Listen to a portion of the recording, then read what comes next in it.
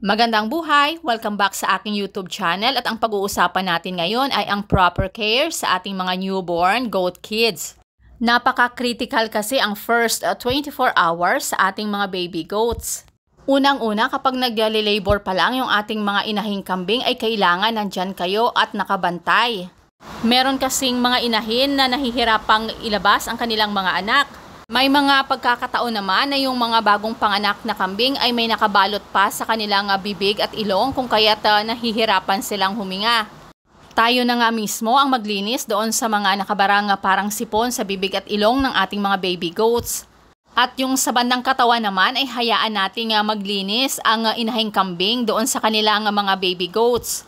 Dinidilaan nga nila ito bilang way ng pagpapatuyo dito.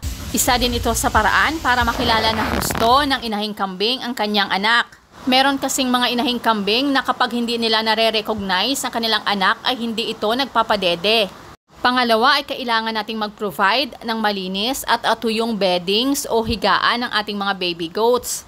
Depende nga kung anong available sa inyo, pwede kayong gumamit ng mga damit na hindi na isinusuot. Pwede nyo rin namang gayahin itong ginawa ko. Inilagay ko sila sa box at nagpunit-punit lang ako ng mga scratch papers. Siguraduhin nga nating pinapalitan ang kanilang beddings kapag madumi at basa na dahil maselan nga ang mga baby goats sa lamig. Pangatlo, para maiwasan natin ma-infect ang kanilang umbilical cord o ang pusod ay lagyan natin ito ng alcohol o ng povidone iodine. Pang-apat ay kailangang siguraduhin natin na makakadede ng colostrum ang ating mga bagong ipinanganak na kambing sa loob ng 1 to 2 hours pagkatapos nilang ipinanganak.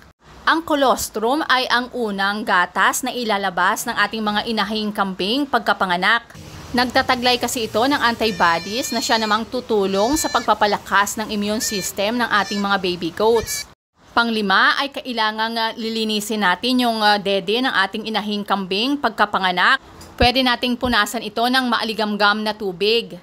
Importanteng every 6 hours ay makadede itong ating mga goat kids. Kids pala ang tawag sa mga baby goats. Bakling ang tawag sa lalaking baby goat at sa babae naman ay doeling.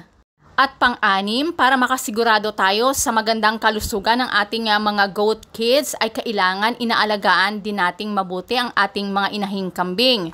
Pagkatapos nga manganak nitong aming inahing kambing ay pinapainom ko ito ng maaligamgam na tubig na may asukal nang sa ganon ay manumbalik ang kanyang lakas. Kung meron naman kayong makukuhanan ng mga dahon ng malunggay ay mas mabuti na pakainin ninyo ito para makadagdag sa kanilang milk supply.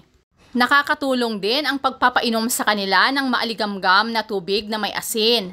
Napakahalaga nga talaga na namomonitor natin ang ating mga alaga kung kaya dapat hands-on tayo. Sa gantong paraan ay makikita kaagad natin kung ang ating mga alaga ay may sakit o merong problema. Madalas nga na sakit sa ating mga baby goats na nai-encounter ng karamihan na may mga alaga ay ang pagtatae.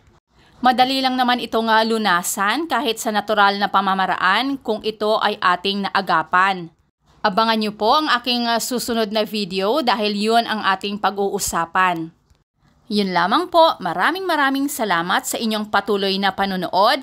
Pakiclick nyo po ang subscribe button, ganon din ang notification bell para updated po kayo sa aking mga susunod pang mga videos. Maraming salamat, keep safe and God bless!